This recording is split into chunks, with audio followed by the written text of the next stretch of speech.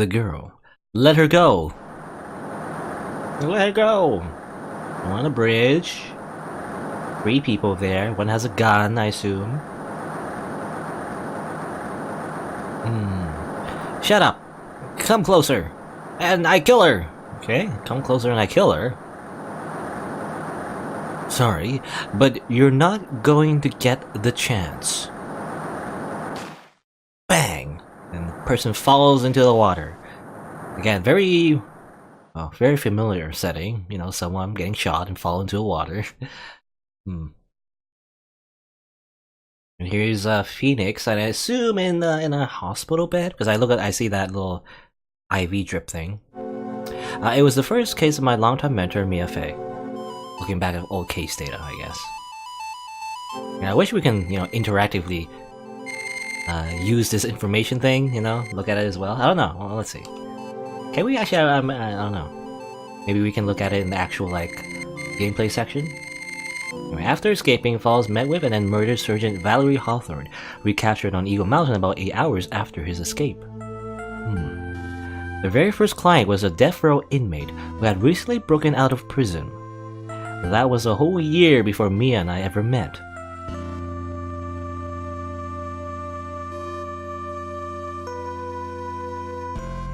Kinda grim when you think about it, looking at your old mentor's files, after she's already dead, and everything, I guess, wanting to learn more about her and stuff.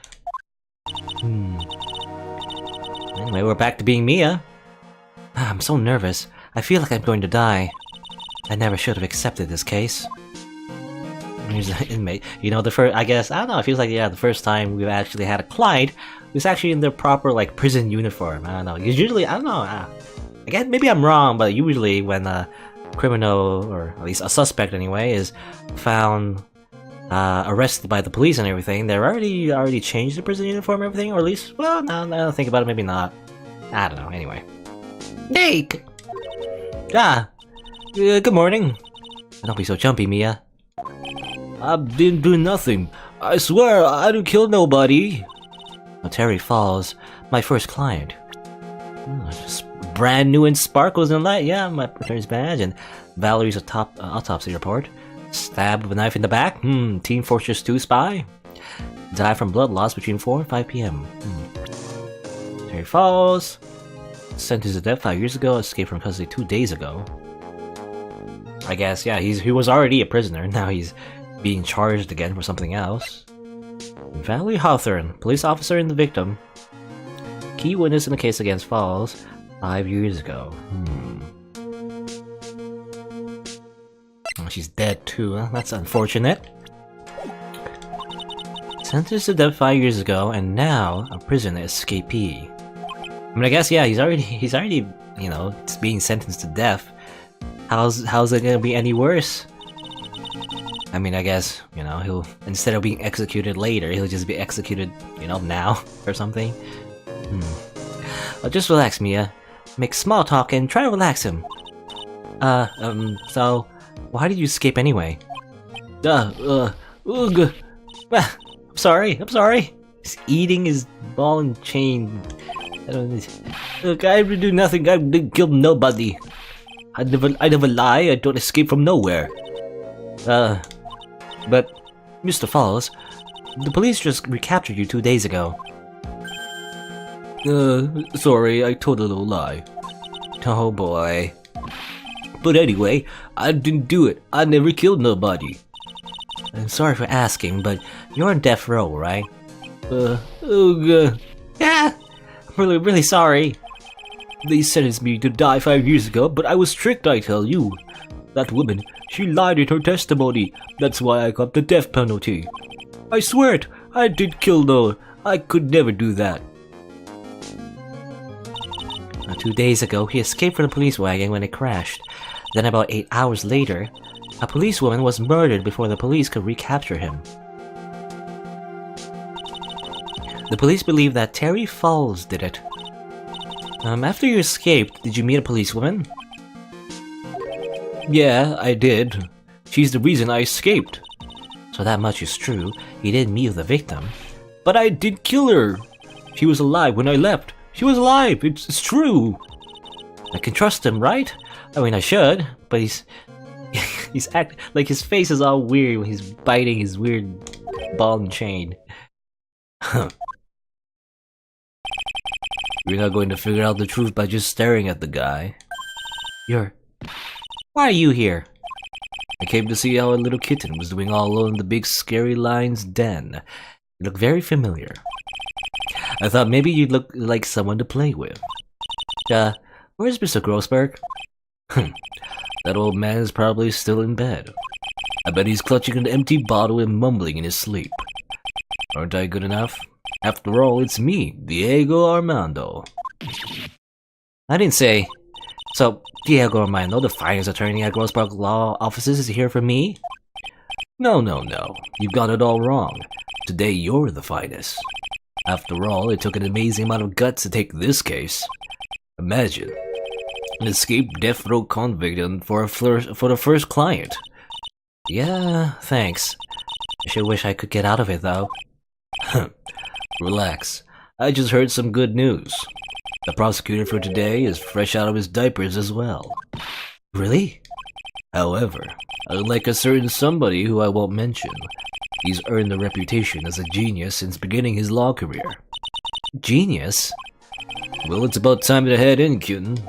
Sharpen those claws of yours. It's go time. So I guess, this guy knows Mia from a long time ago. A solitary confinement cell for the condemned must be the world's loneliest place. Makes you go crazy. And that's what my client ran away from. Every other lawyer gave up on him, but not me. When I saw those overflowing eyes and heard that simple childlike voice, I just had the feeling that he was telling the truth.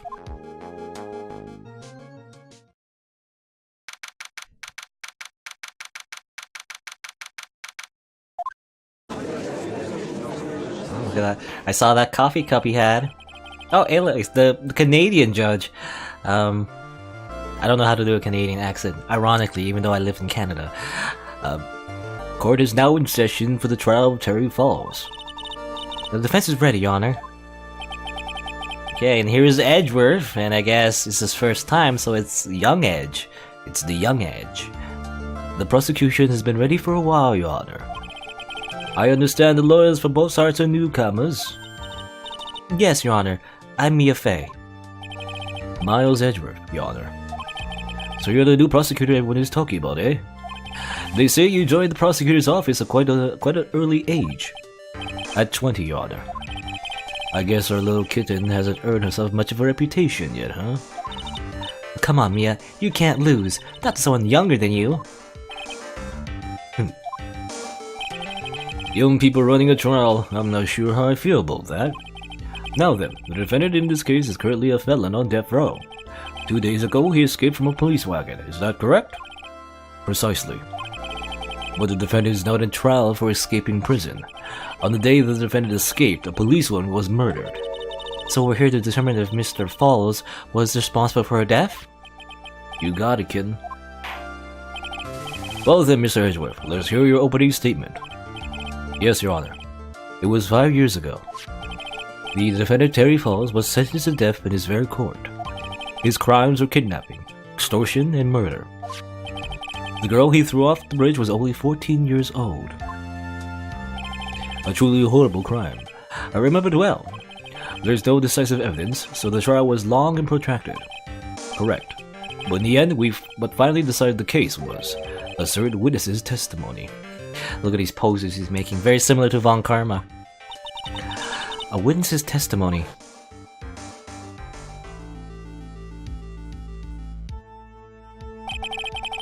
The testimony of Detective Valerie Hawthorne, the person who confronted this criminal. She arrested Mr. Falls at the scene and later testified against him. She said she testified, or she witnessed Mr. Falls throw his young victim into the river. Interesting. But that happened before this, right? For those who are not aware, Eagle River is well known for its powerful current. Most bodies that fall are never recovered. So Miss Hawthorne's testimony was the one that put him away. That policewoman you just mentioned, that wouldn't be. Exactly. The victim, the same woman that was killed 2 days ago. Police Sergeant Valerie Hawthorne. Huh, I see. The man who was sentenced to death based on her testimony escaped 2 days ago, with only one thing on his mind: to take revenge against the woman who convicted him. Aha, the truth is becoming clear to me now. Huh? Yes. It's quite obvious that the defendant is guilty. Wait a minute, that's not right.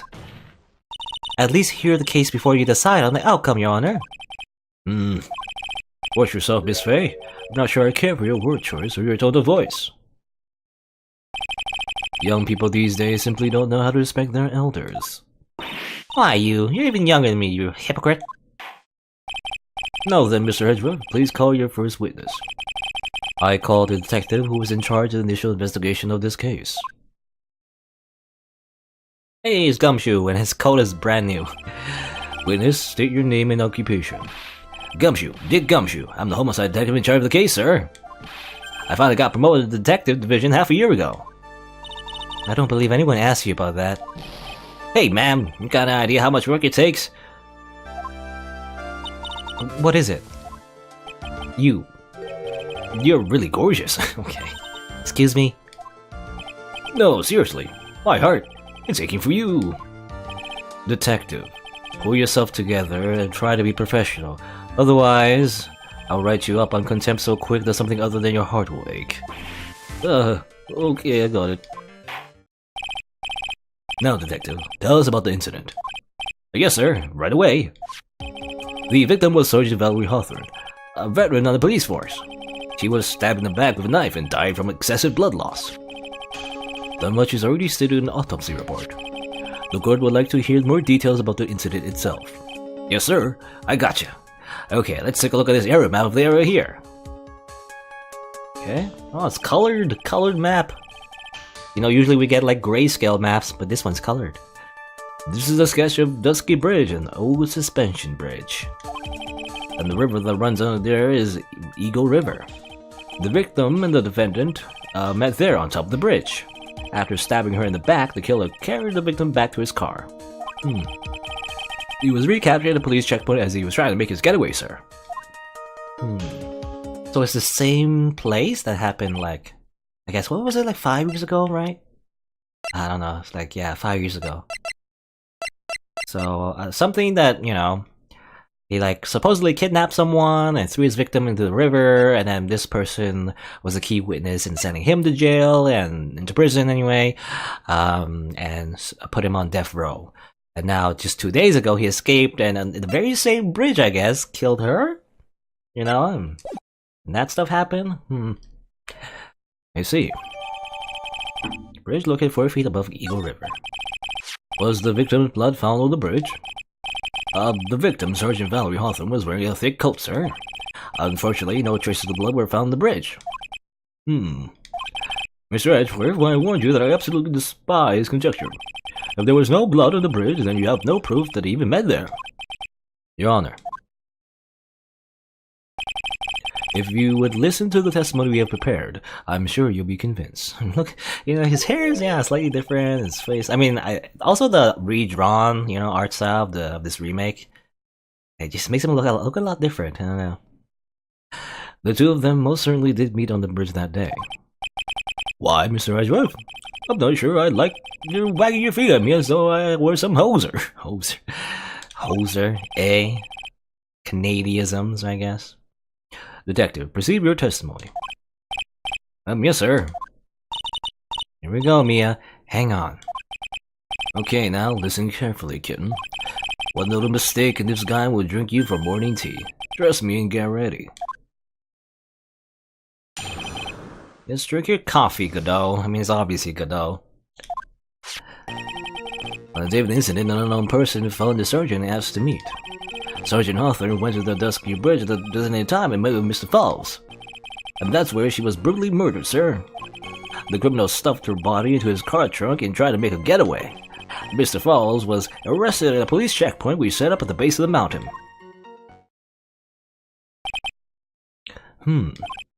Well, you certainly have established the importance of the bridge. Naturally.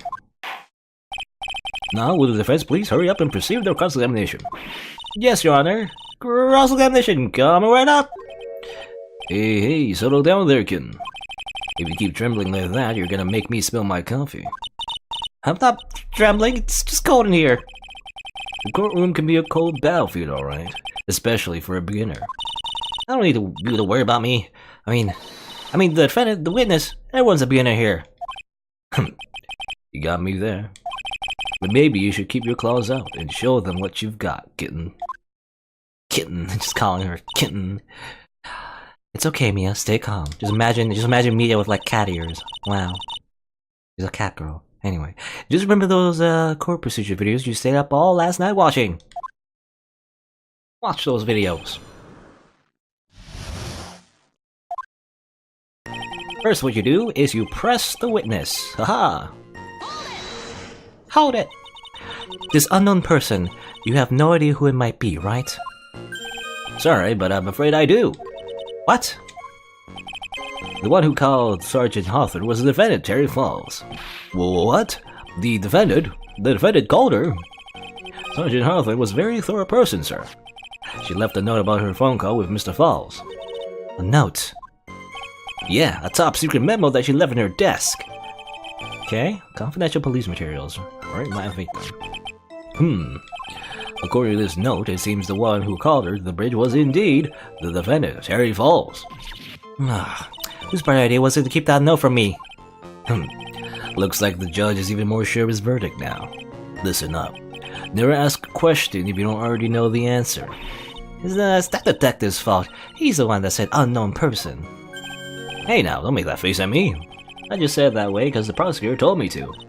Was that a trap? With that cute face, I didn't expect him to be so sneaky. Cute face. Ada.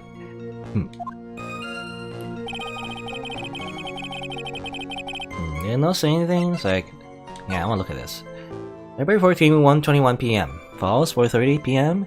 That bridge, wear white skirt for identification. Talk to Dahlia. Tell her this time the whole truth must come out. Don't tell you at that bridge, wear white skirt for identification. Talk to Dahlia. Tell her this time. Let's come out. Okay, it's a weird note.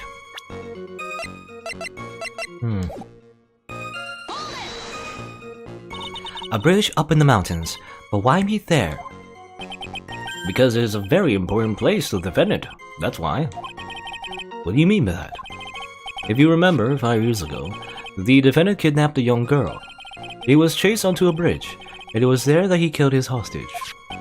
And the place where all of this occurred is, of course, Dusky Bridge. The very place where Sergeant Hawthorne arrested and handcuffed Mr. Falls. Returning to the scene of the crime. How nostalgic. Brutally murdered. Was the body of the victim discovered right away? Yeah, we were really on the ball. We found the criminal within 1 hour of the murder. It was great, we even got to say don't move. We got you surrounded. Wait a second, is there something weird about that? The location was a suspension bridge up in the mountains. So how did they find out about the crime so quickly? Sergeant Hawthorne must have mentioned the phone call to someone else, right?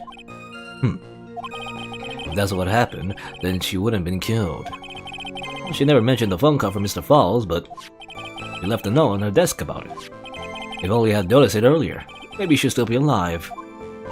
I wonder why she didn't mention the phone call to anyone.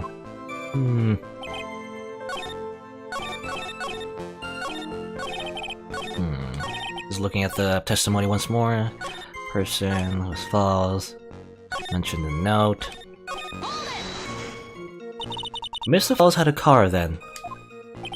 Well, that bridge is way up in the mountains, ma'am.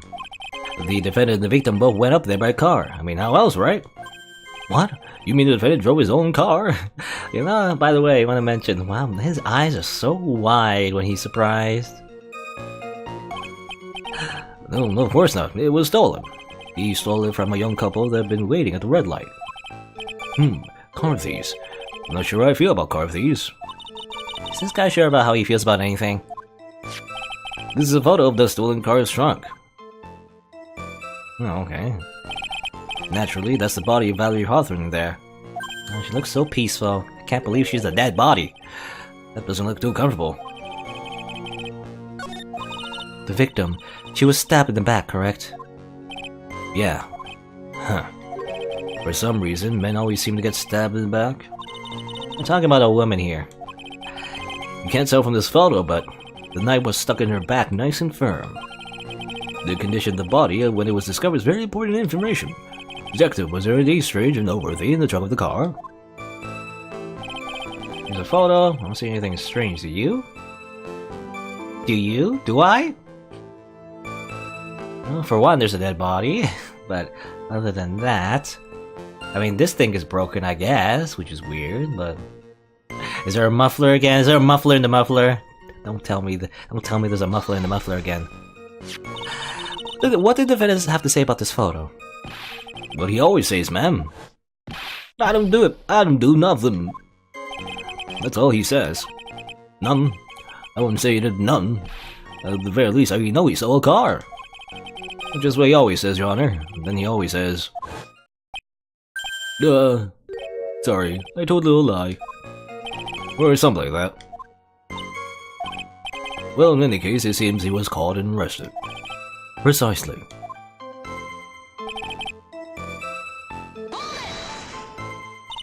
That's certainly some impressive police work. Well, no, actually, it was way too close for comfort. We set up that checkpoint just after 5 o'clock p.m. We figured that Mr. Falls might just try and run. What do you mean it was too close for comfort? The two of them arranged to meet at 4:30 p.m. And it takes approximately 30 minutes to go from the bridge to the checkpoint. That was kinda close. Any later, Mr. Falls could have slipped right by. Listen up, kid. There's a big trap waiting for you in that testimony. A trap? Walk into it carelessly and it'll leave more than just a flesh wound. Fun, huh? No, it's not! Well, if you want to have any chance at all, you better get some more information. If you're gonna get caught in the trap, it's best to get caught early. You can always look for contradictions afterwards. Ever famous contradictions. I sure hope I can find some of those. Where do you stock them? How much are they? Do you see anything strange? I mean... Again, why is the lock broken? Anything else I can present? 4:30, white scarf. Well, she's not wearing a scarf for one, so that's weird. Why is she not wearing a scarf? She's supposed to be wearing a scarf, you know? Here's your river. I guess suspension bridge over here. I guess this is broken, so you can only go here, I guess? I don't know. I assume so. Die from blood loss between 4 and 5 p.m. My badge! Dubbed a genius as soon as he started as a prosecutor. Today's court debut. And Gumshoe, so new to his position. Hotshot lawyer, my senior. A bit smug, I guess. Yeah, he's our senpai. Smug senpai. I mean, I assume let's go. Okay, so what's the contradiction? The weird thing is the fact that she doesn't have a scarf on her body when she's supposed to have one, right? At least that's what she was written in her note, a little note. So, objection! Witness.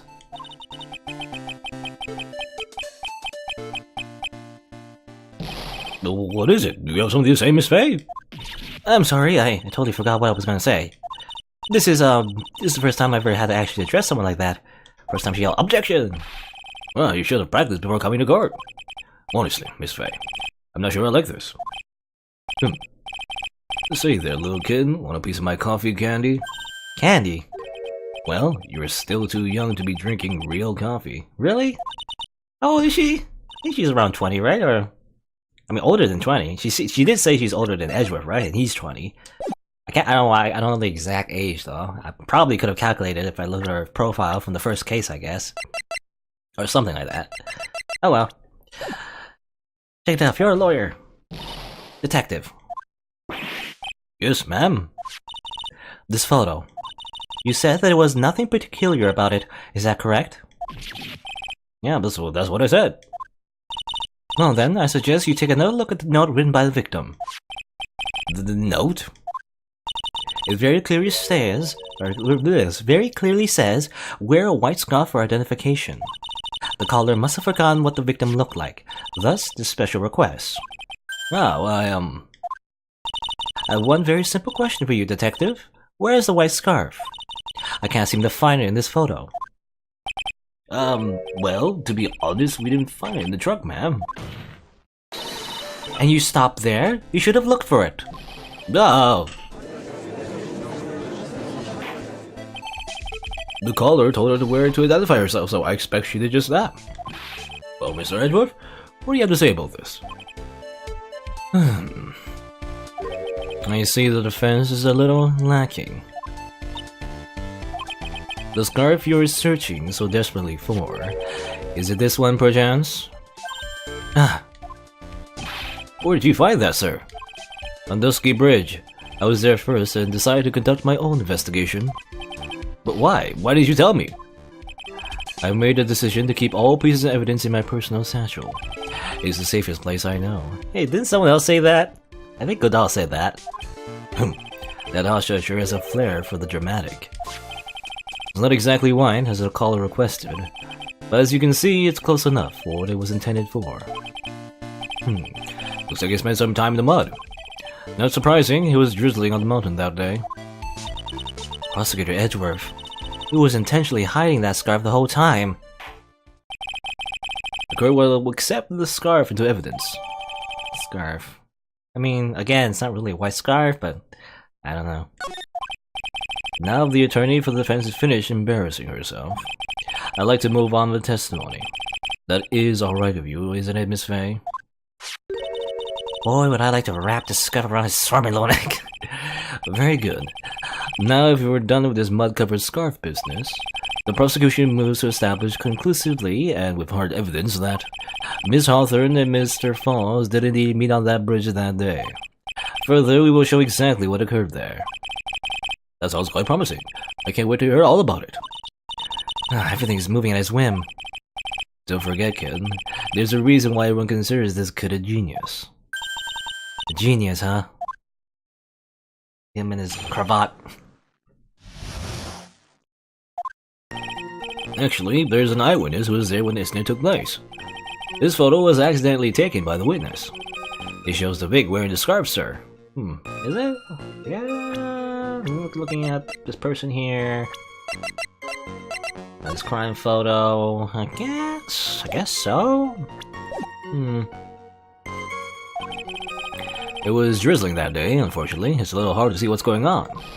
Anyway, the criminal shoved the victim down from behind and stabbed her in the back. That must have been when the scarf fell off. Looking at this photo, you really get the sense that this bridge is very high up. It is about a 40-foot drop from the bridge to the Eagle River down below. Mr. Edgeworth, who took this photo anyway? Let's just say that it was a well-intentioned third party. Aha, a potential witness. So why isn't this person in the courtroom? Well, they said that they absolutely did not want to testify. The person in question is very delicate, Your Honor. Besides, as long as we have this photo, we see no reason to compel them to testify. I'm not sure how I feel about that. I don't want to testify, I guess.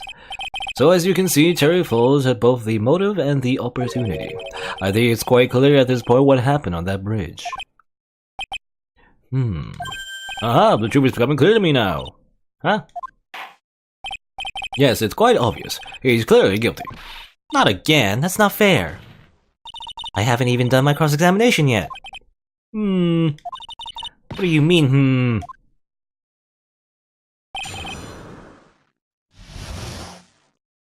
Worse, you know, this Canadian judge is, well, I mean, he's as worse as the normal judge that we usually have. Always being swayed by the prosecution and everything. Who is this eyewitness? She's a college student. A female college student. That's right, meaning she's female and a college student, ma'am. She didn't do well in front of other people, so I came to testify for her. Maybe so, but as the attorney for the defense, I have the right to cross-examine her. For the time being, we're not relying on the witnesses' statements, that is all. What is that supposed to mean? The prosecution has other more decisive evidence.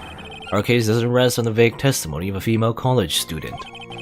A female college student, eh? I mean, she's female and a college student, sir. Well, nice.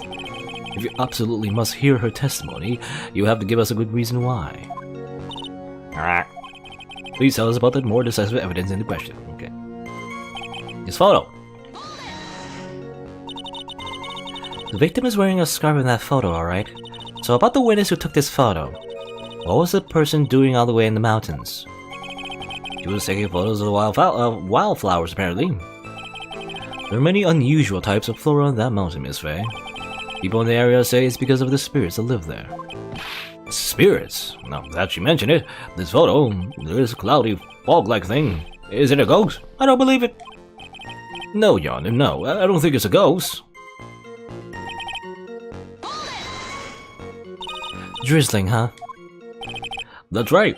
There was a light rain coming down. The whole place was dreary. But not as dreary as the mood that's in this case, in this courtroom right now. Look, it looks like a court front just moved in. In any case, the point is that the area was quite damp. There was even some fog. I even slipped and fell while I was on the bridge. It was really something.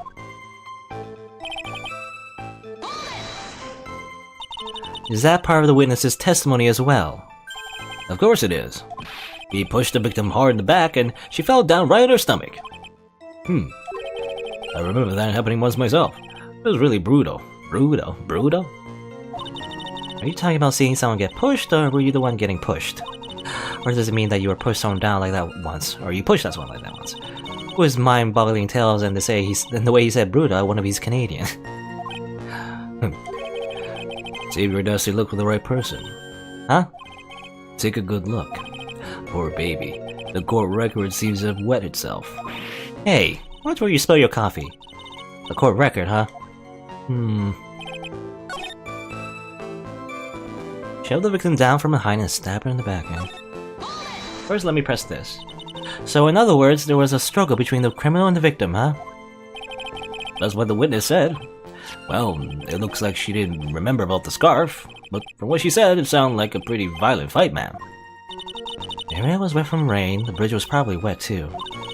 Which would explain why the scarf was all covered in mud, but there's something about this testimony that's still bothering me. Talk about a surprise. I had no idea there was a photo. So what do I do? You really still believe him? Mr. Crybaby, I mean. Of course I do. So the little kitten believes in fairy tales, huh? In that case, the answer is obvious. If what you believe is the truth, then that means that somewhere hidden in that testimony is a contradiction. One huge contradiction waiting to be discovered. That's your chance.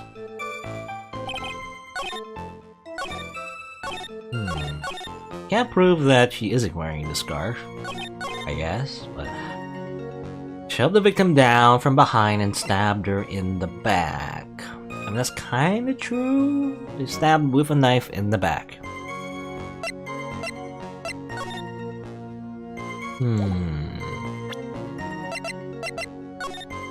Where was this photo taken?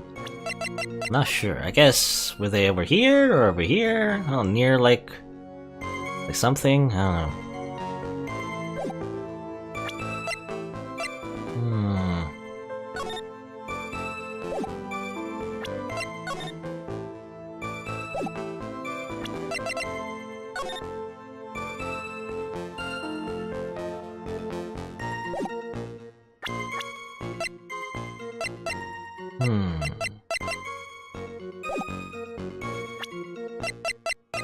I mean, the biggest thing I've noticed is the fact that, it kinda doesn't make sense. If you push someone from this, from this direction, they wouldn't fall, I mean, okay, shove the victim down from behind. Okay, that already doesn't make sense, because I assume it meant, he shoved her from, I don't know. Like, he shoved her, and then she turned around as she fell, and then stabbed her in the back. I don't know.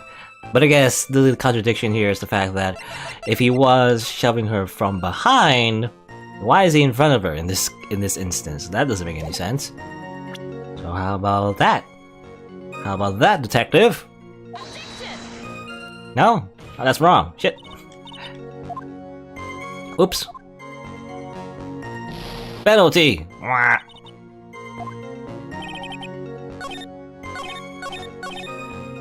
Shove the victim down from behind and stab it in the back. There must have been a scarf. I mean, another thing about the scarf is the fact that if it fell off, it should be in the river, not in the mud, but I don't know. I don't know.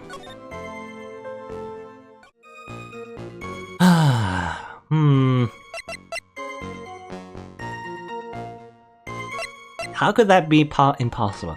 How could it be that the criminal couldn't have shoved the victim down from behind and stabbed her? Again, I've been thinking about that. I showed this photo already, didn't I? I showed the map already. It's not that. How about the scarf? Okay, here's another theory. If he did indeed shove the victim down, then why did the scarf, was it like... why didn't it fall down in the river? What? It's not that either? Because I imagine if you know, if someone falls down and the scarf would fall down, would probably just go in the river, not in the bridge itself, but I don't know. I guess that's wrong too. Here's another theory. I'm just going through all of them. Here's another theory. If she was pushed down, then why isn't her, like, her front body was like, why isn't it all wet? Because it was like raining at the time.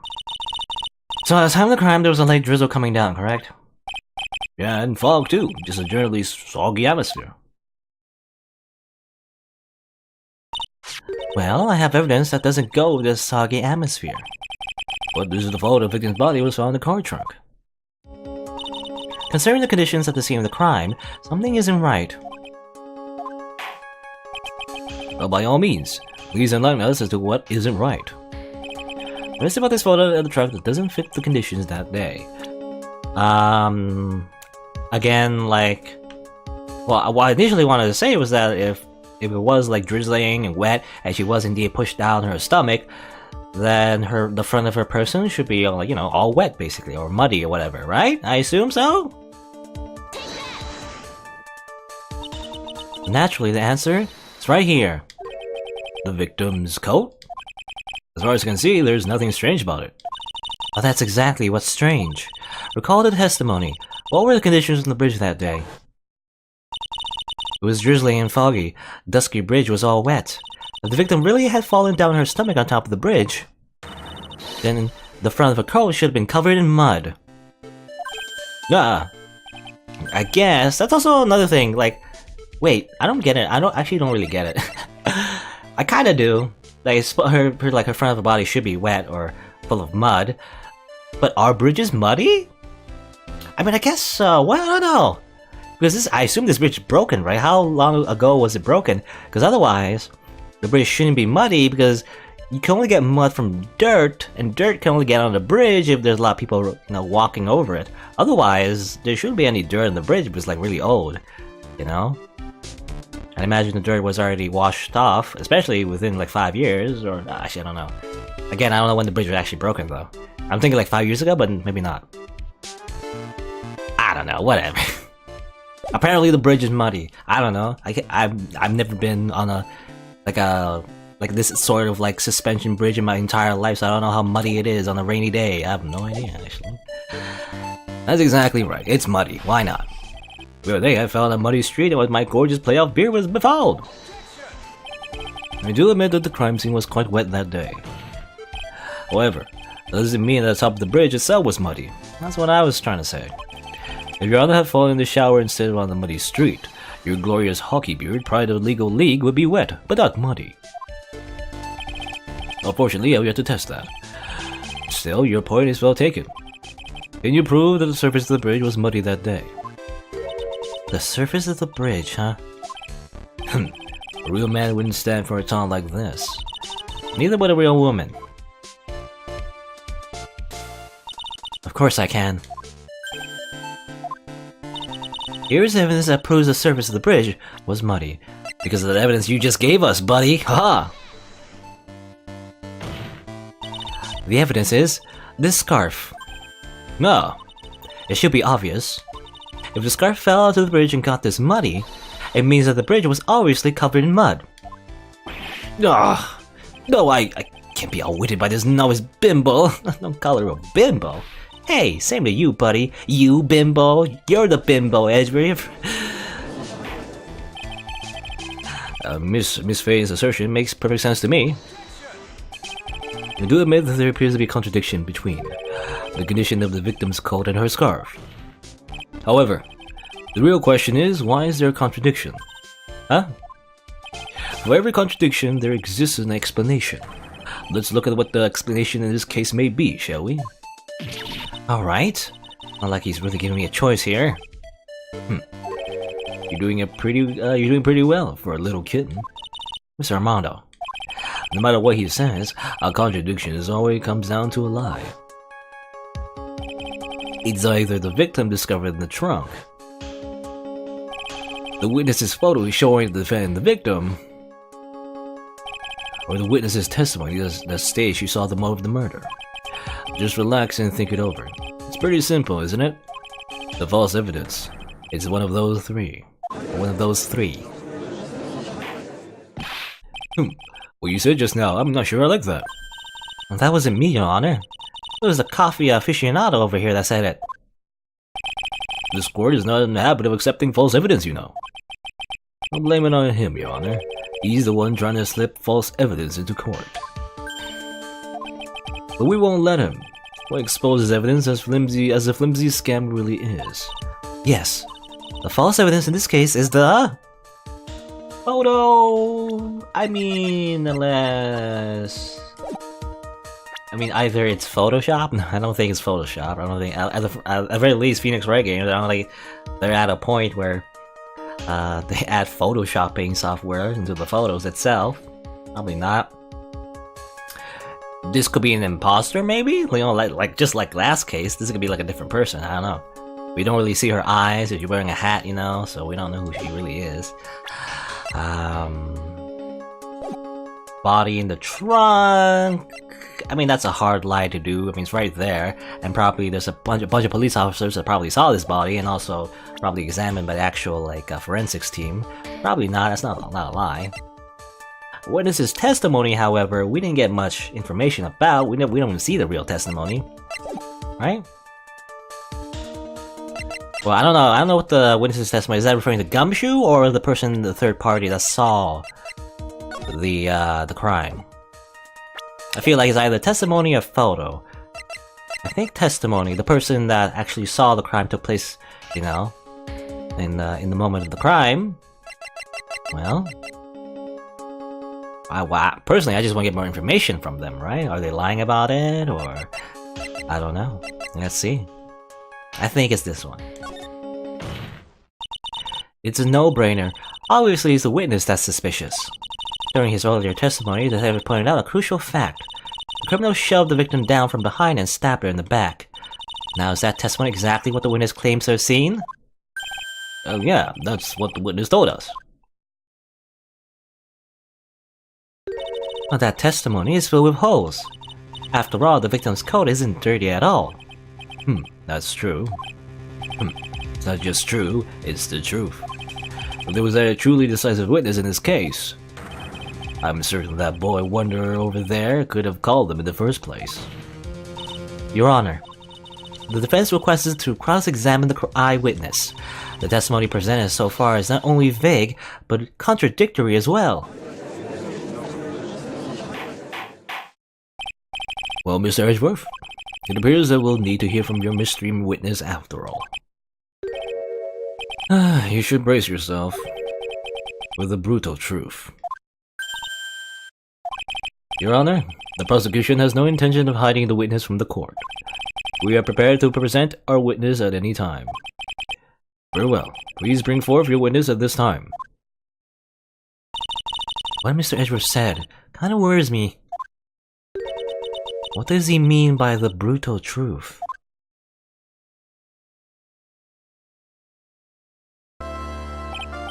Now, let's proceed with the testimony. Mr. Edgeworth, please go right ahead. Well, thank you, Your Honor. The prosecution summons the woman who saw the events that day with her very own eyes. This is it, Mia. The battle begins here.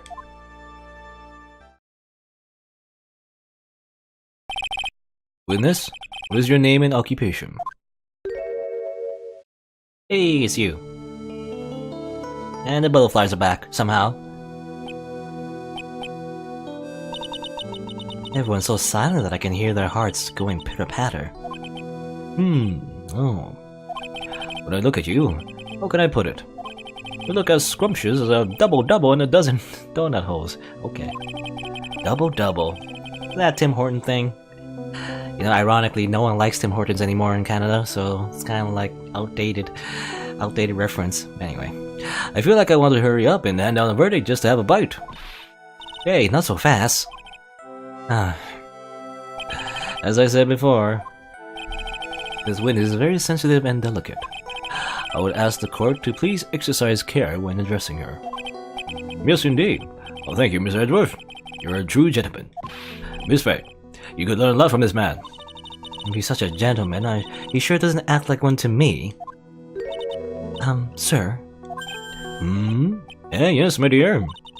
This is my first time, so I'm sure I'll make a lot of mistakes. Anyway, I just wanted to say I'm sorry for all the trouble I might cause. Not at all. It's no trouble at all. Now then, may we please have your name and occupation? My name is, Melissa Foster. Melissa Foster, eh? I'm a college student, a freshman in the literature department. Well, I guess she's not lying about that, I think she was like, she's telling the truth about that, I think, yeah. About being in the literature department. I think that's what we heard last time. You were on the scene when the unfortunate event occurred, correct? And you were the one who took this photo. Is that accurate? Why? How can you be so mean? Now see here, what are you trying to doing shoving that in the face like that? Huh? But it's just a photograph. It's not like it's something dangerous. Next time I'll be forced to penalize you. Uh-oh. I don't like the turn this is taken. Is she staring at me? And you would be... Huh? I'm the defense attorney. My name is Mia Fey. I see. So you are. Now then, young lady, could you please give us your testimony? Yes, Your Honor. I'll do my best.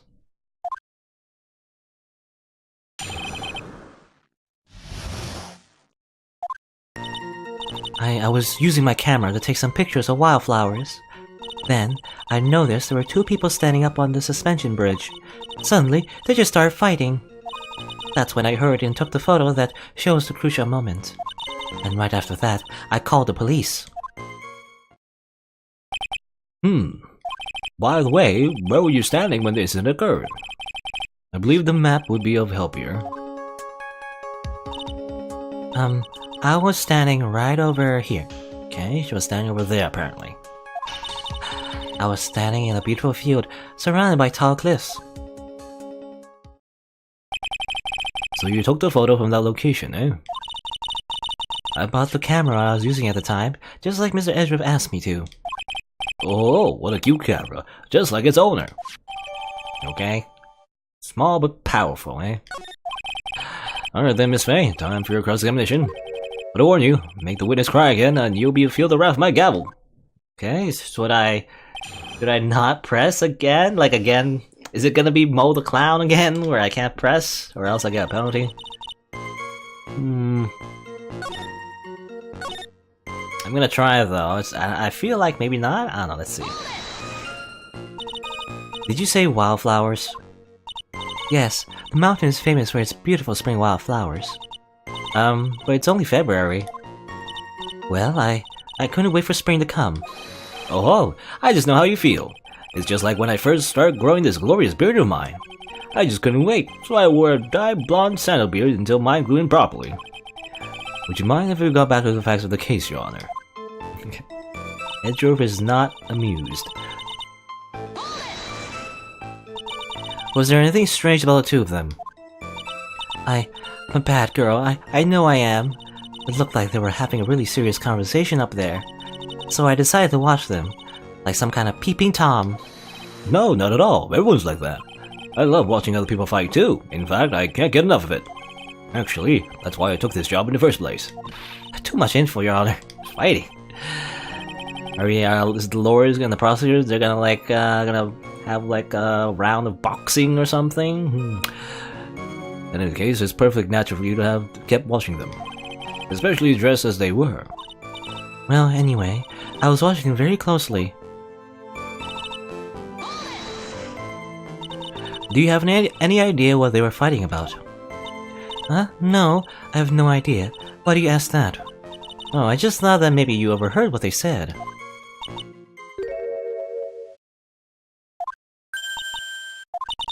I would never eavesdrop. I've got more class than that. I think I've heard that line before. That's right, Miss Faye. Don't drag the witness down to your level. Well, good thing. Okay, we didn't get a penalty that time. Good. I was worried that we were gonna get a penalty for making her cry, just like the judge said. Like literally, you never know. Why did you take a photo? Well, the two of them were really going at it. Ever since I was a little girl, I always wanted to be a news reporter. I guess that part of me just kind of took over. Sounds like a lie to me. Yes, I understand completely. Even now, I can't completely abandon my boyhood dreams. I still use my grandson to test my comedy routines on. So you want to be a comedian, huh? Not that it has any bearing on this. All I could do was use my camera. So I took the photo of the crucial moment and gave it to the police. Yeah, call the police. You called the police? Yes, because it looked to me like the murderer is going to try to escape. We were already moving before the call even came in. Thanks to the victim's note, we had already started our operation. That was certainly tough luck for the criminal, eh? In Terry Falls, or if Terry Falls isn't the criminal, then there must be something strange in that girl's testimony. Be careful, kid. The girl has the judge wrapped around her little finger. You're gonna have a tough time poking holes in that testimony of hers. You're gonna have to come up with something really good, Mia. Let's reveal the facts. So, let's see. Apparently she was over here. Okay? Over here. From that perspective, the photo is like this. So Terry Falls is looking at someone, and this person is like over here. So Terry Falls is looking this way, and the victim supposedly is looking this way. And she's like, basically putting her back towards like a broken part of the bridge as well. So that's strange, but Two people standing up on the suspension bridge. Suddenly they just start fighting. That's when I took the brother's crucial mind.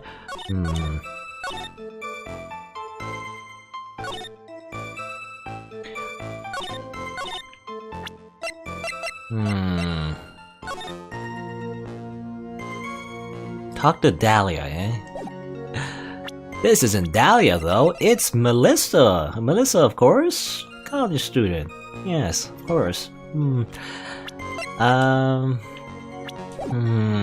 Okay, this also has me stumped a bit. There was two people standing up on the suspension bridge. Suddenly they just started fighting. I heard a photo of that crucial moment. Start fighting, but they weren't fighting. They were just standing there, weren't they? I mean, that's my reasoning. So, apparently they started fighting. I noticed people, then they started fighting, and then I took a photo. But they weren't fighting, they were just standing there, menacingly. Unless they were having a unless they were having a stand battle, I don't think they were fighting, they're just standing there, aren't they? No! Ah, goddammit. I'm gonna lose, aren't I? Oh no, if I lose, I restart everything. Ah, god, not again. I'm gonna fail, aren't I? Because I have no idea, other than the fact that here's another like theory. Like, if she was standing over here, then how could she have seen the two people on the bridge? Because if you draw like a line, she can only really see around this part, right? How could she have seen two people? It's impossible. I don't know. Give me that penalty. Yep. Give me that penalty. Yeah! Give me that penalty. Game over. Amazing. That's enough. And I'm dead.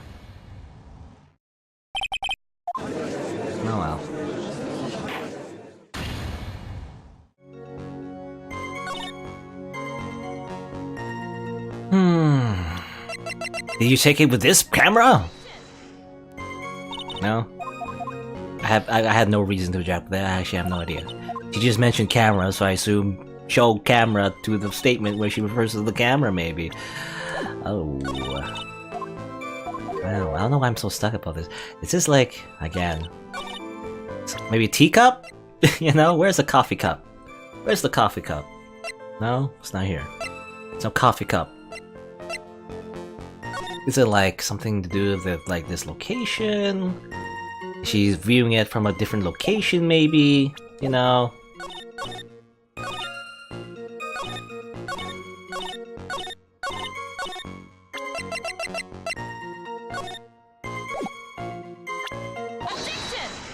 What?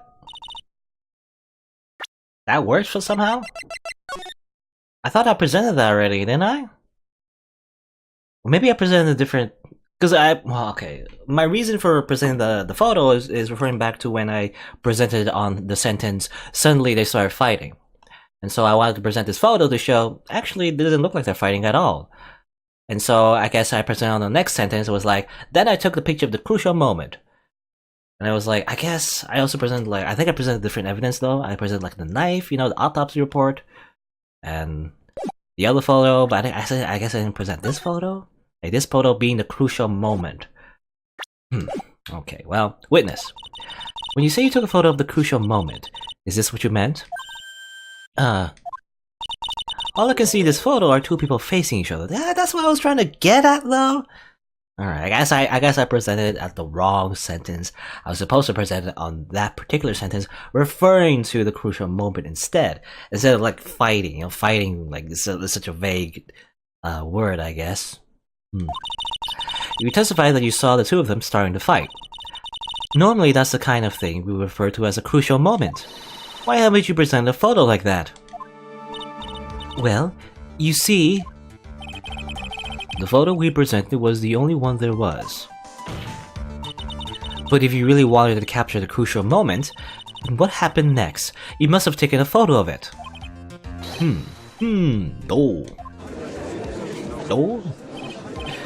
Well, my apologies, young lady. But Miss Faye's assertion is now without a certain amount of merit. You can certainly downplay the situation, can he? I'm sorry. I'm a very bad girl. I used it all up. The film, I mean. You ran out of film? This photo was the last one. What? Unfortunately, that is the truth. I personally examined all the photographs she took that day. All the other photos are of the witness herself playing among the wildflowers, okay? The witness herself? Then who took the photos? Well, you see, my camera has a timer feature built into it. So you took photos of yourself? Yeah, I guess. She wanted those Instagram likes, right? I remember taking some photos of myself once, too. Please, no details. It seems that Miss Faye's assertion was not so decisive after all. Wait, just a minute. Well, if you had no film left, she had no film left, she could very well take more pictures, eh? You know, it's kind of weird, like, hearing about film. Is that a thing now? I mean, most modern cameras are like digital. But I guess, you know, if this was like taking the modern times, I guess he could say like, or the reason could be like, she ran out of memory, I guess, you know, ran out of space in her camera, maybe. I don't know. Anyway, Miss Foster, perhaps then you could tell us about a different sort of photo. Photos of the incident that you took with your very own eyes. Mr. Edgeworth, you're quite the poet. Very well then, let's get back to the cross-examination. Let's hear your thoughts on the fight that you witnessed. Yes, Mr. Judge? Smile. Oh boy, this guy is really a sucker for sweet talk. Huh. It looks like the other kitten in the room is the one that's getting all the attention. Yeah, it's sickening. More testimony. But actually, it's not really like, it's a continuation actually, the same testimony, but I guess there's a bit more? Yeah, there's more. So they start fighting, the victim turned around and tried to run away, but she only got about 10 yards before she was stabbed in the back. Wow. Wow. Wow. Wow. Wow. Wow. Wow. 10 yards, eh? Looking from this direction, so she ran 10 yards this way? I don't know about that. But first, let me press her. The victim. Why do you think she tried to run away? With her police training, she certainly knew better than to turn her back on a criminal. This was a large, powerful man with a knife. If it had been a quaggy woman like you, I'm sure she would have acted differently. Quaggy? What does that mean? I don't know what that means, quaggy. Not you. I guess it's an insult. If it would have been me, I probably would have jumped into the river. There's still something wrong with this testimony. So you're saying Sergeant Hawthorne wasn't able to get away from him? Well, it's a narrow bridge and it was swaying back and forth. If you ask me, both of them were in danger of falling off. I only wish I could have done something to help her. That seems to make sense. I wonder about that. Something seems kind of off. Does it now? You have a good sixth sense. When you feel that something's off, that's when you need to figure out why. Terry Falls isn't the criminal, blah blah blah, blah blah blah blah. Okay. Man, I got stuck in the sesame for so long. But now I've got you!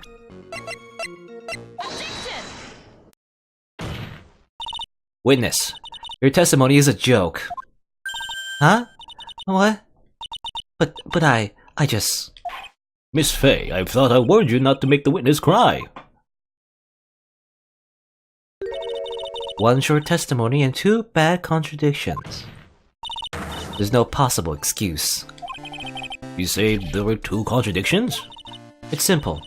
Just take a look at the diagram of the area. According to her testimony, the two of them were in the middle of a bridge. But if they were, and the victim had turned around and tried to run, well then, she would have hit a dead end.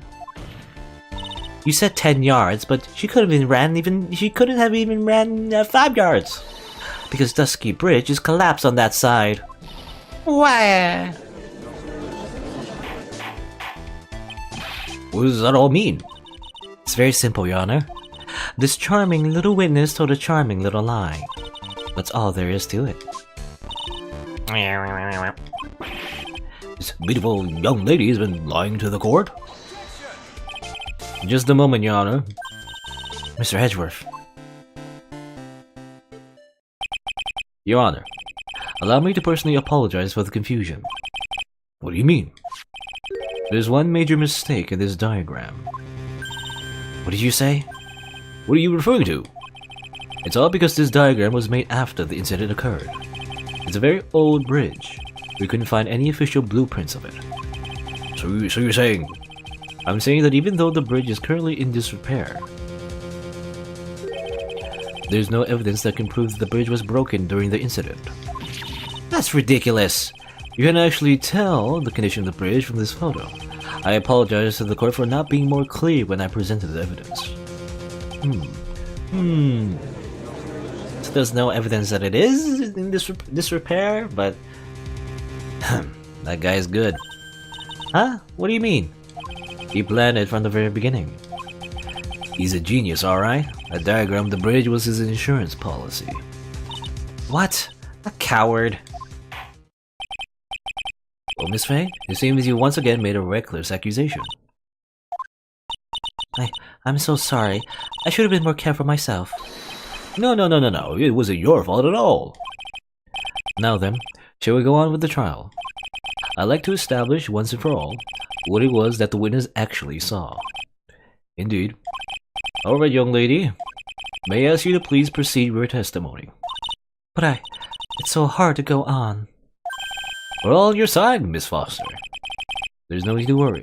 Just tell us what you saw. Yes, sir. Yes, sirree. After he stabbed her in the back, he quickly picked her up in his arms. Then he carried her over to the car. I suppose that was the only way he could make sure the body stayed hidden. He couldn't just leave the body on top of the bridge. Oh, I'm sorry. I'm only supposed to talk about what I saw. That was such an obvious lie. It makes me embarrassed. It makes me embarrassed to, like, I don't know. Well, maybe it's intended, but like it's always so hard to find the first lie. But then when the witness lies on top of that lie, it's so obvious. Anyway. Witnessing such violence must have been difficult. Yes, sir. I'm so shaken up. If he accepts his testimony as it is, we're finished. Don't say that. Well, maybe I'll stop off at my favorite cafe on the way home. They make a really great mocha latte? Mocha latte? Mocha latte. This trial isn't over yet. That's what I like to hear. Alright, Miss Faye, your cross-examination, if you please. The contradiction is staring you right in the face, Mia. Go on the attack. Yeah, this time I actually agree. You know, sometimes when the characters say, hey, there's a contradiction, and I'm like, what? There is? This time, it's super obvious. But first, well, let's get some info, though. Why not? Are you saying that the victim didn't fall down on the bridge? Actually, maybe she did. Of course she didn't fall down on the bridge. If she had fallen down, this photo wouldn't make any sense. If that was the case, her code would have been all muddy. If you don't mind, I was asking the witness. No need to be so rude. Well, young lady. Of course she didn't fall down. The man in the prison uniform grabbed her before she could. But one step too slow. And then, what did the defendant do after that? You personally witnessed that? Yes. Did anything strange happen when he did that? Well, I don't know if you'd call it strange or not, but that's when the victim's scarf fell off. You mean this scarf? The words match what we found at the scene. I don't see any problem.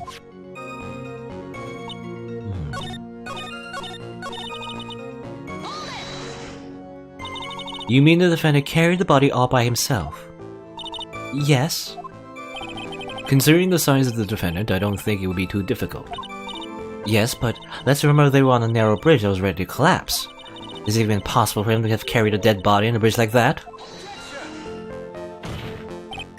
Well, the fact of the matter is that he did. That kind of talk is just silly. Wow, why do you get so emotional all of a sudden? Miss Faye, if you think there is some other possibility, please share with the rest of us.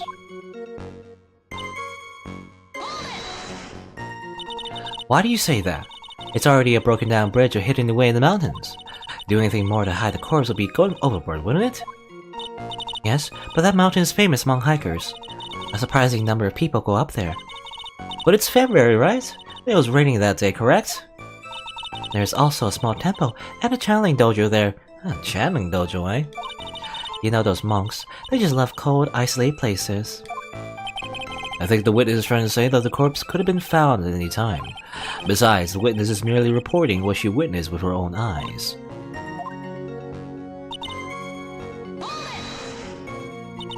And you're absolutely certain that it was my client who was carrying the body? Well, he was wearing a prisoner's uniform, but as for his face... So you're saying you didn't get a clear look at his face? Well, they were far away, and it was raining as well. I thought it was only supposed to say exactly what I saw. Excellent. You're a remarkably honest young woman. Something about this testimony is bothering me, but what? Hey, kitten. Have you ever put salt in your coffee? Salt in your coffee? Well, I don't usually drink coffee, though, so No, why would I? Why not? Huh? It may actually go better with coffee than sugar, right? Listen. My point is, if you're not sure, you might as well add a ton of salt to it. It might bring out the rust in something, like a piece of evidence. He's right, Mia. Go present something. Got nothing to lose, except restarting. By the way, I wouldn't put salt in my coffee. The two don't go well after all. Okay. How could you have seen him put her in the car if you're over here? There's a big cliff right here that blocks your view of a car. How did you know there was a car? You damn liar! What? Damn it! What? Penalty? I thought I was so correct. I was so super right, and yet I was wrong. So sad.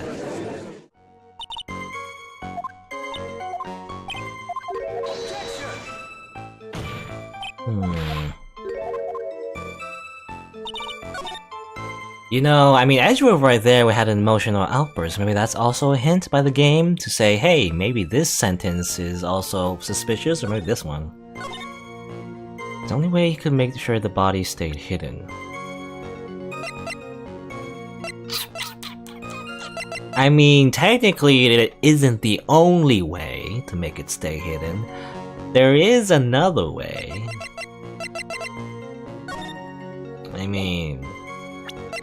there's a big other way. You could just simply just throw the body into the river.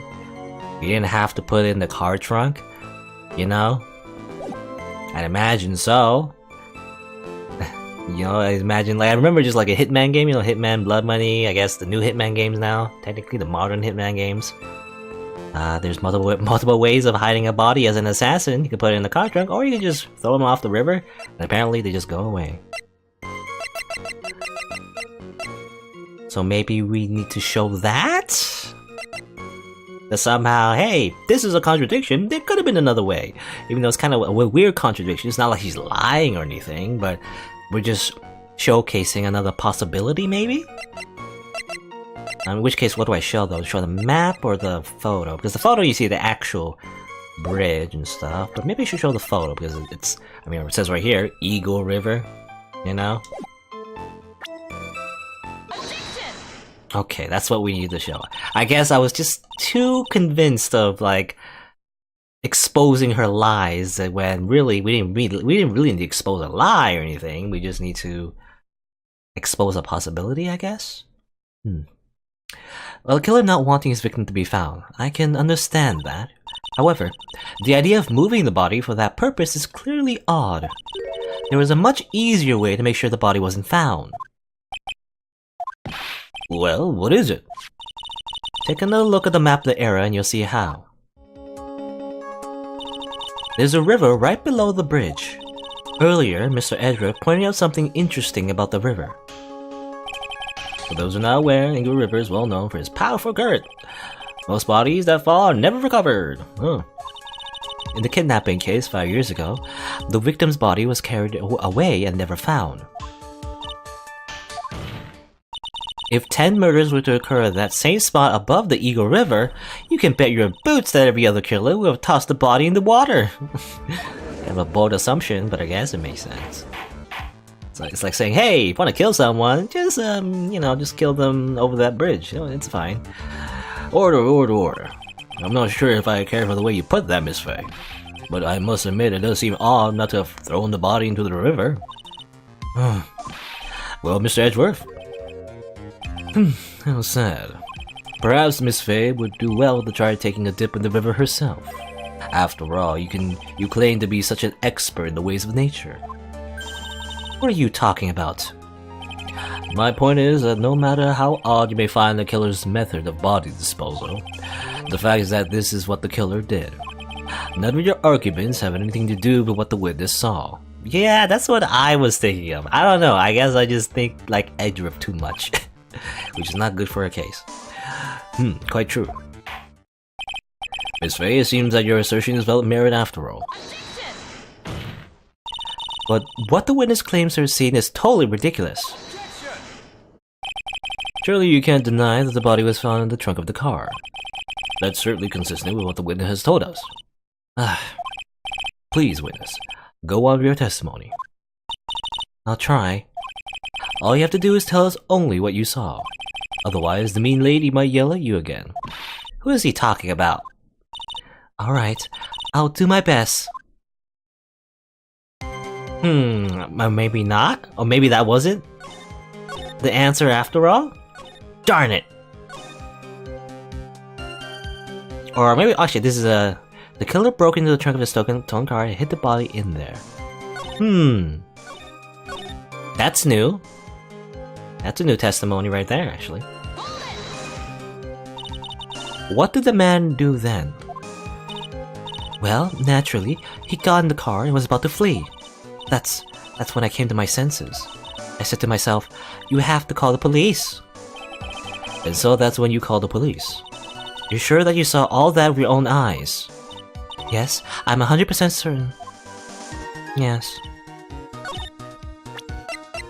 Is this where I say that she couldn't have seen the car? Okay. Well, Miss Foster, looks like you've done it this time. I feel like you could have said that earlier, though. You didn't have to prove that there was another way to hide the body.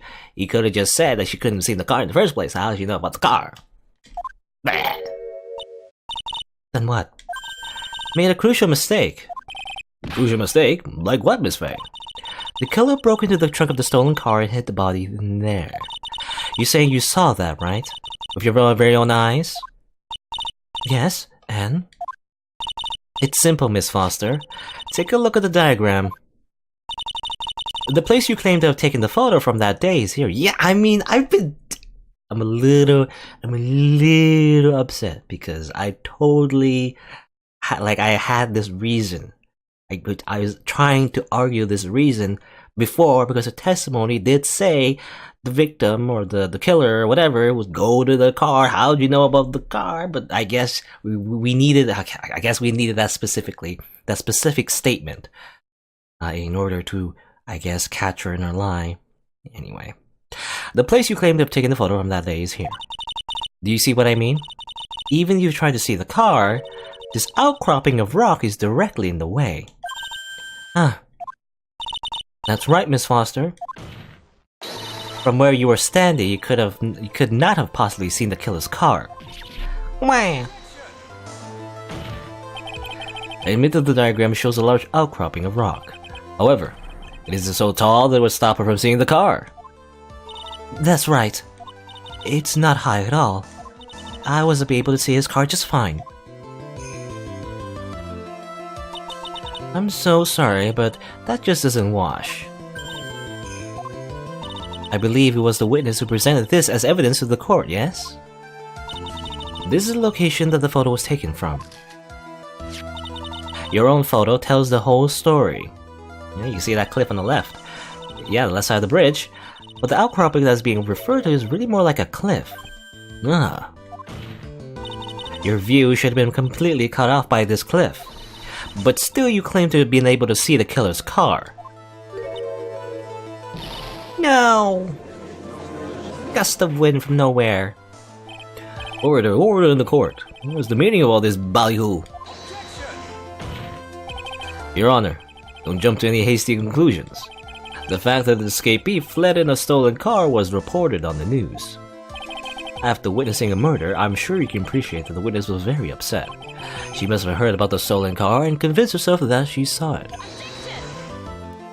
That was what okay, maybe that was it. Okay, maybe if we presented it too early, we couldn't prove that because all she said was a car. She mentioned a car, but she didn't specifically say like hit the body by, you know, opening the trunk and that sort of thing. Maybe, I don't know. Anyway, she was repeatedly warned about before starting her testimony. She was told to testify only about what she saw with her own eyes. Mr. Judge. What is it? I think I must have remembered things wrong. Hey, wait a minute, you can't just say that. Miss Faye, no one on the face of the planet is perfect. Yes indeed. Quite true. You know what they say. To err is human, to forgive divine. I'm inclined to give the benefit of the doubt to our witness here. What? That's not fair. Save the tears for later, kitten. Mr. Armando, don't look back until the trial is over. Now is the time to go forward. But that wasn't fair. Okay, kitten, you need to relax. Then you need to remember the other kitten's testimony.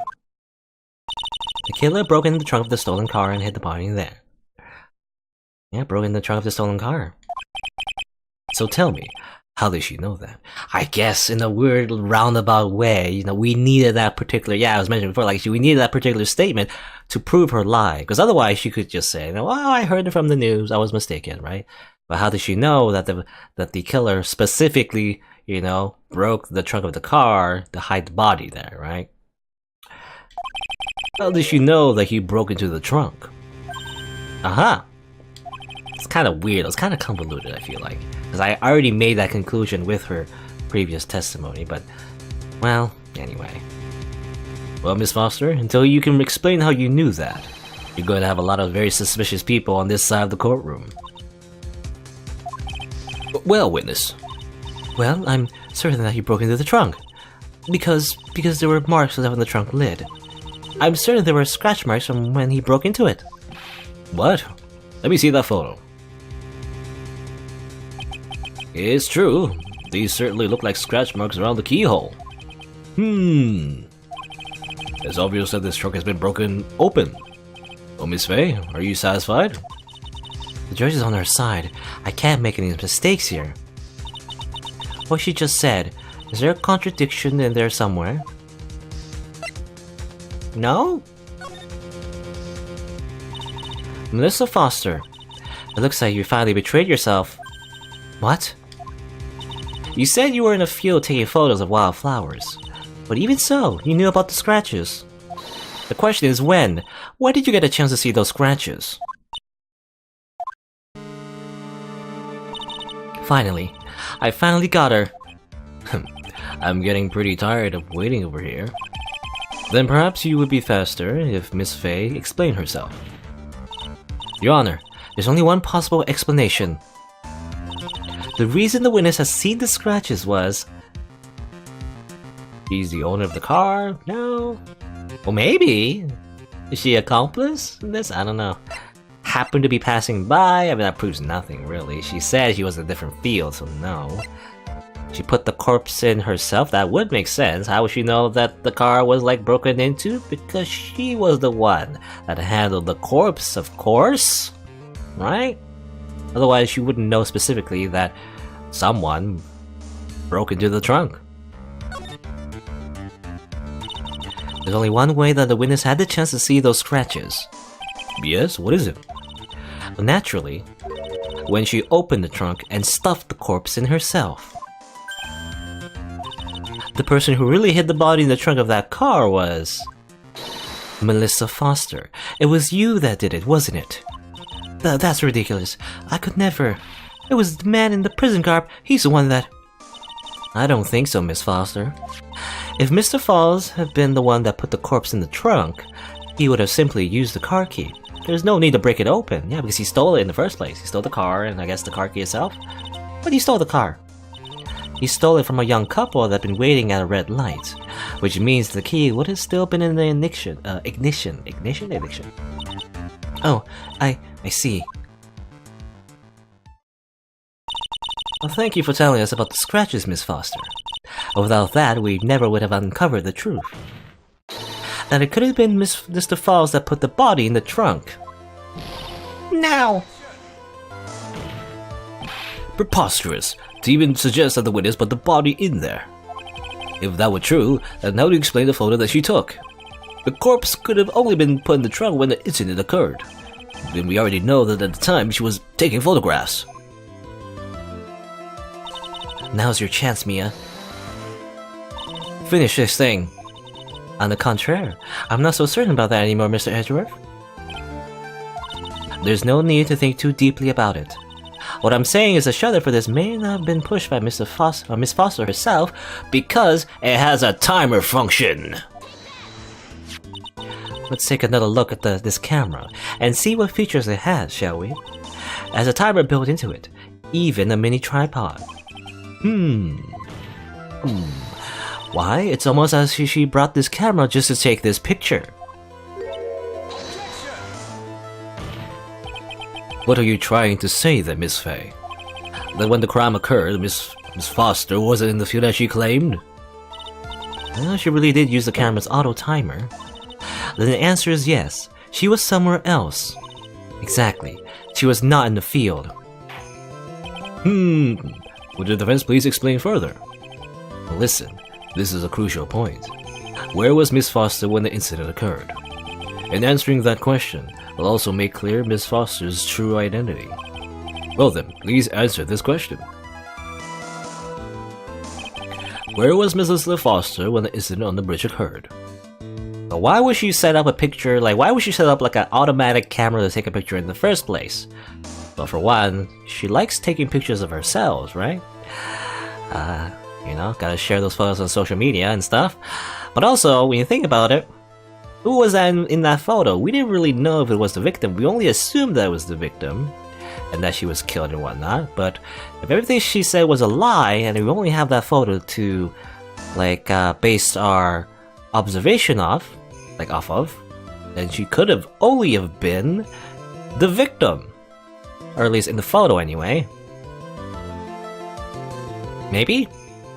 I believe so. I mean, almost every time, like in Phoenix Wright, where they say like, "Hey, where was this person?" You know, either they were the killer or the victim, right?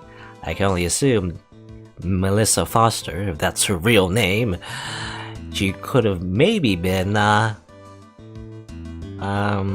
disguising herself as Valerie Hawthorne, maybe. Well, naturally, the witness is right here.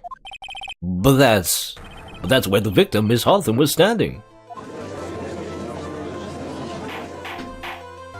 Order. Miss Faye, what on earth? Your Honor, if I may. After parting with the victim on the bridge, the defendant fled by car. But this would mean that there was no time to put the victim in the trunk. In other words, if someone put the body in the trunk, it could only have been before the defendant met the victim. How asinine! Of course Mr. Falls met with the victim. The only person with the opportunity to put the victim in the trunk is the same man that killed her, Terry Falls. You still don't understand, do you, Mr. Edgeworth? By the time the witness's photo was taken, the victim was already dead, Mo Shinyeru. The person in the photo was not Valerie Hawthorne. What? I've never heard anything more ridiculous in my entire life. Then who exactly is the victim in this photo? It's obvious, isn't it? It's your own witness. What? It's the only possible explanation. The woman that Mr. Falls met on the bridge that day was not Valerie Hawthorne. It was you, Melissa Foster. Me?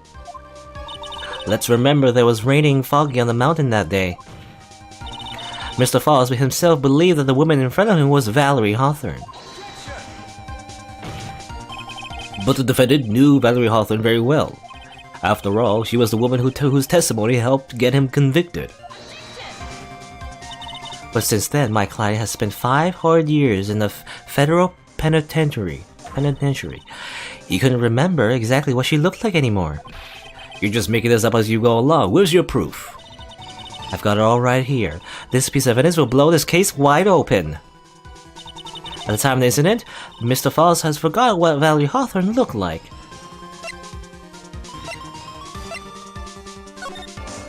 Because she needed to wear a scarf for identification. Otherwise, why would she need a scarf in the first place? Mr. Falls has forgotten the victim's face.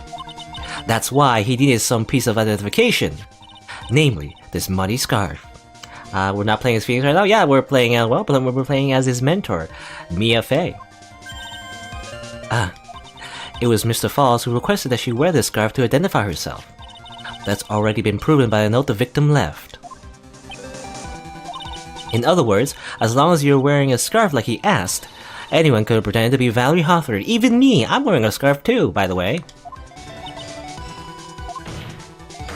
Well, what do you have to say to that, Melissa Foster? No.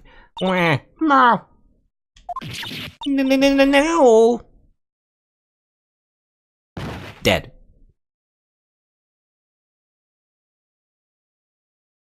Yeah, the best game. Yeah, Phoenix Wright. I love Phoenix Wright. Despite, you know, I've been complaining a little bit, you know, about how like I got stuck at certain parts. I get a little upset, you know, when the game is like, you gotta present this particular piece of evidence, even though I had the same idea. But in the end, though, I still love Phoenix Wright. It's great. Where's Miss Foster? And yeah, and Trials and Tribulations being one of the best ones in the series. Yeah, a lot of people agree with that. You know, being the best ones. She's collecting herself in the lobby. It's obvious that Melissa Foster did it. She hid the body in the trunk and disguised herself as the victim.